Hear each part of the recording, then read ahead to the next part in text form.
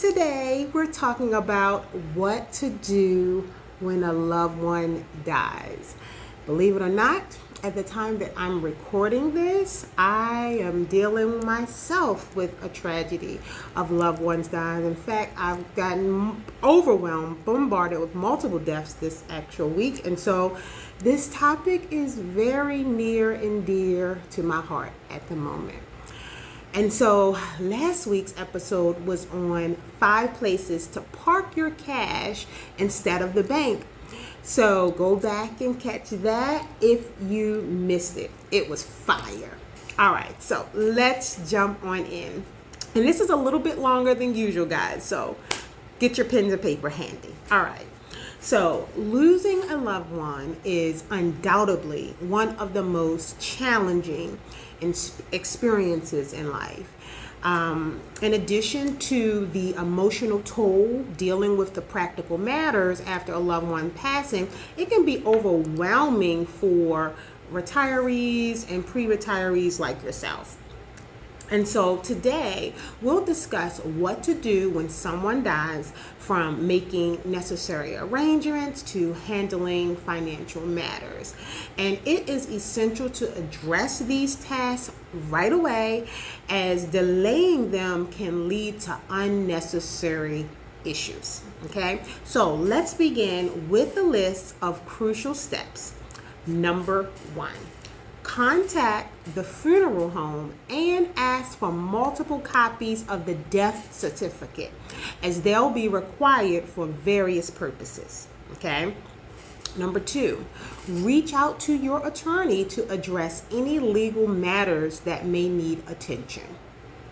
Thirdly, notify the Social Security Administration to update benefits and prevent any delays. This is really important, as they will request refunds for payments after the death date. So quickly stop any payments that may be coming in by updating them. Number 4, contact the 3 credit bureaus to inform them of the death to protect against any potential identity theft. Number 5, review and possibly cancel the health insurance of the deceased. Number 6, get in touch with your spouse's pension company to check for eligible benefits payments. And this is very important, as well as you need to know how your money is about to change if you are married. Number 7, contact life insurance companies to file a claim for benefits. You will need those death certificates that you requested previously. Number 8, if your spouse was a veteran, reach out to the Department of Veteran Affairs to inquire about potential benefits. Number 8, notify banks, credit card companies, mortgage lenders, and insurance providers of the passing and update accounts as needed. Number 10, conduct an unclaimed property search through websites like missingmoney.com or your state's unclaimed property website.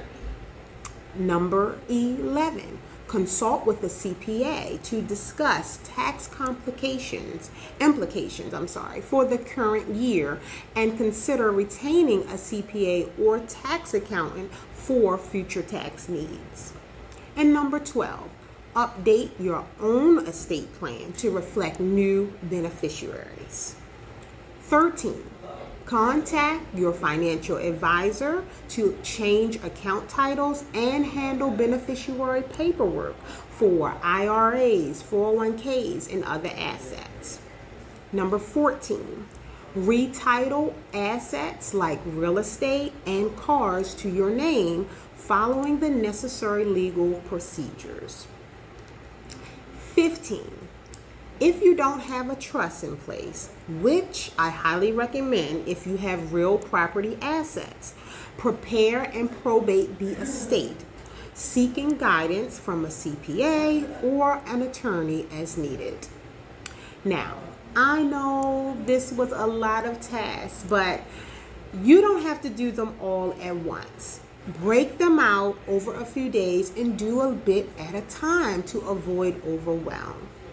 While taking care of these tasks is critical, there are also some actions you should avoid during this time of grief as well. Number one, avoid making significant decisions that are not immediately necessary, like selling the house or making major purchases. Give yourself time to adjust and think clearly. Number two, be mindful of overspending, as emotional distress can lead to impulsive financial choices. Number three, refrain from hasty gift giving or disposing of possessions without careful consideration, as it may lead to unintended consequences and family conflicts. Lastly, consider organizing and inventorying your investments and assets. It may be a challenging task, but it can provide invaluable help to your loved ones in the future. Ensure that your financial advisor, CPA, and attorney have a complete list of your accounts to ease the process for your family. Coping with the loss of a loved one is a difficult journey, and the practical matters can add to the burden. By following these steps and avoiding common pitfalls, you can navigate this challenging time more effectively and secure your financial future. If you need assistance or have any questions about managing your finances during this time, don't hesitate to reach out to me or your financial advisor if you have one, attorneys, and professionals who can guide you through this process. Remember, you don't have to face this alone, okay?